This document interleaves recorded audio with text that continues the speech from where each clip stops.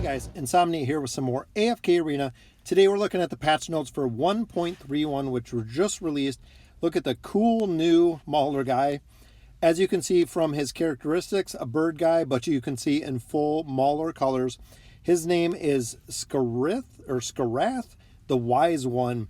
Haven't found anything out about him yet. Haven't seen any of his skill sets. AFKarena.net did not have anything on him either. So very, very excited for patch 1.31. New Mythic Tier 2 gear. Added the new Mythic Tier 2 gear as well as the resources which are used to upgrade Mythic T1 to T2 gear. Players can acquire these resources from AFK Arena after completing stage 26-1, which is awesome because I just got to stage 26. I believe I'm on 26-4. So I will have a chance to see this when it goes live, but it seemed like a lot of this is endgame. I mean, Mythic T2 gear is very, very endgame. There's only, I believe, 33 chapters at this point in the game. So 26-1, the Tier 2 gear, very excited to see. Adding a little more content further on in the game. They have a lot of content up into the early game, mid game, end game. It seems to get a little bit light, and even the chapters and the tiers are really more difficult to get through, which is kind of by design. But excited to see the T2 gear. New hero skin system. As we know from the event that's going on right now, added a new hero skin system. Players can view hero skins on the heroes page. Only heroes which have upgradable skins will have the skins option. So not exactly sure. I know the only one that is confirmed right now is Brutus, which we should be getting pretty soon from the event, so we can actually see what his skin looks like, what the skin does. Again, haven't found much details about the skin yet. New Elder Tree feature. Added the new Elder Tree feature to the library, which can be unlocked after completing campaign stages 8-40. Players can level up the Elder Tree to increase all of their heroes' attributes. So that just sounds like it's just going to make all of the heroes that much stronger. I'm not sure if it's going to be specific attributes that you can level up in the Elder Tree, or if it's just going to be like when you level up a regular hero, everything goes up. But we'll have to see there. It would be really cool to see if it does have different tiers or different functions. Like if I could go ahead and upgrade defense to my heroes or upgrade attack to all of my heroes. It'd be pretty neat to see it that way. After reaching a certain Elder Tree level and completing stage 12-40, players will be able to unlock the Dura's Virtues feature on the Elder Tree, each virtue branch of the correspondence to a particular type of hero class. So it sounds like that's how they're going to do the advancement.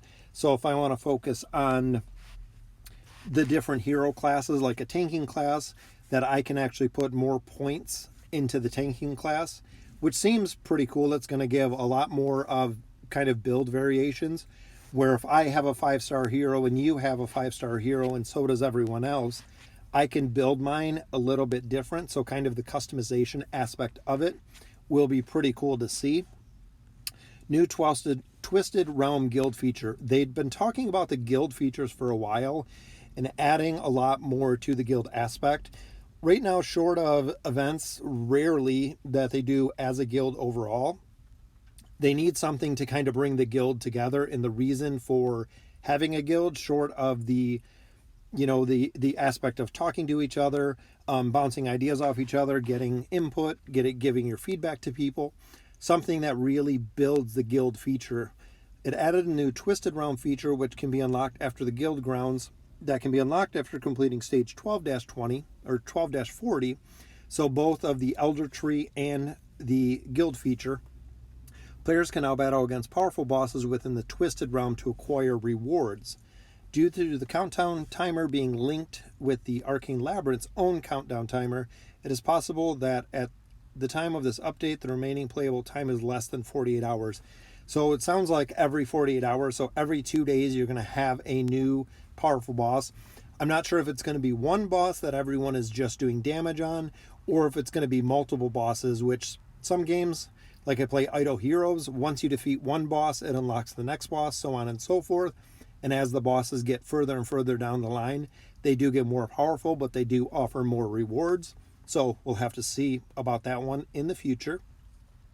New Voyage of Wonder adventure added the new Voyage of Wonders, the Frozen Pass. Super excited. I love the Voyage of Wonders. Adds up a very difficult element to the game just because the Voyage of Wonders are based on your hero level. So where running 5 different accounts are going to have all different variations of how strong the enemies inside the voyage are. Usually by the time the voyage is ready to expire, it's very, very easy to complete because you've already had a couple weeks to level up your heroes, get them more gear, everything like that. Added a new class tag to Celestial tier heroes, which are now viewed on the heroes page, including tank, warrior, ranger, mage, and support.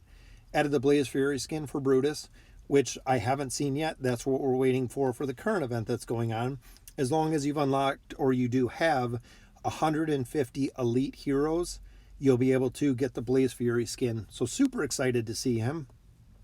Players can complete 3 stages of the Assembly of the Heroes event to acquire it after receiving player feedback. So player feedback is vital because they are listening to what players are saying, which is great.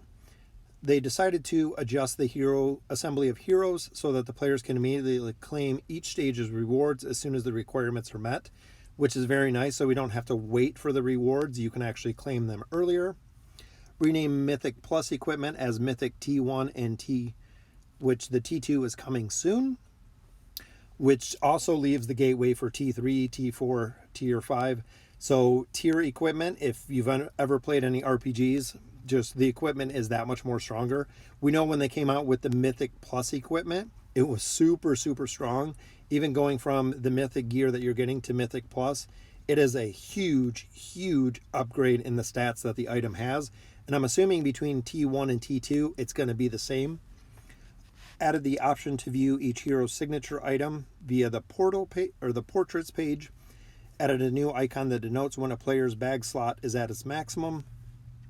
I still wish that they would give us something to remove all items, remove artifacts, remove all of your hero's gear, just the ability to throw everything back in your bag. That way you can redistribute it, or an option to put specific gear on specific heroes. If we could set it up through the formations tab, it would be really, really strong, because switching between going through the Arcane Labyrinth or doing PvP, doing Riz, doing Sorin, there's a lot of gear switching that has to go on, just because to make sure to maximize all your damage, maximize your tanks.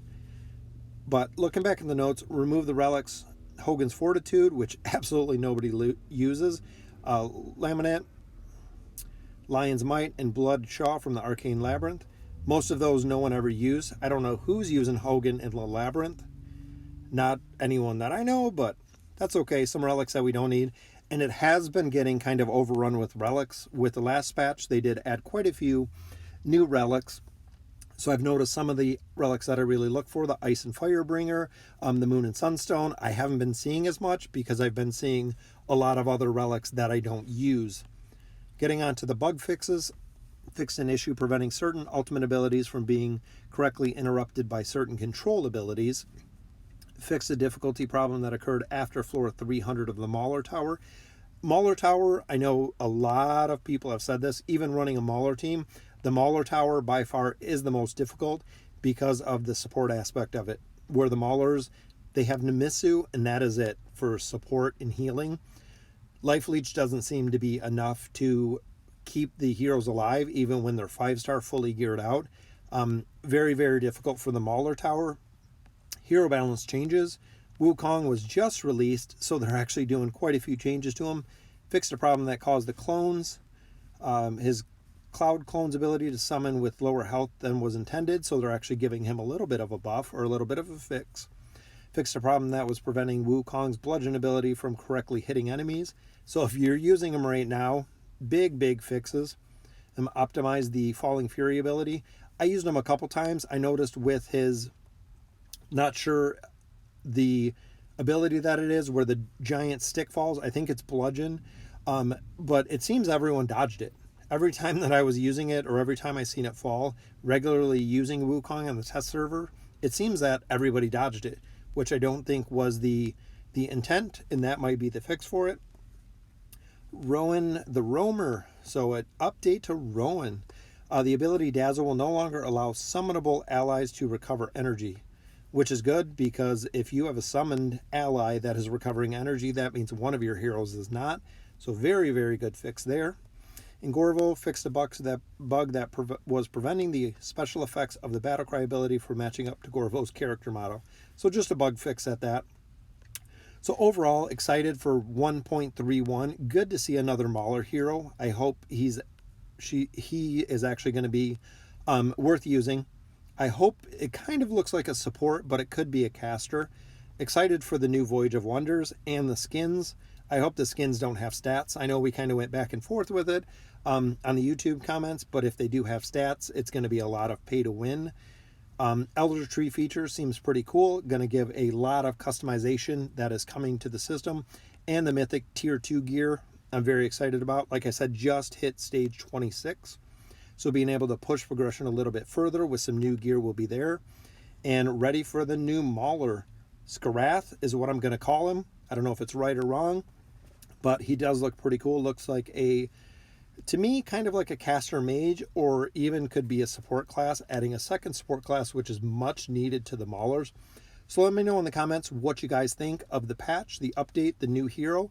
Let me know if you have any details on him. And as always, thank you guys for watching.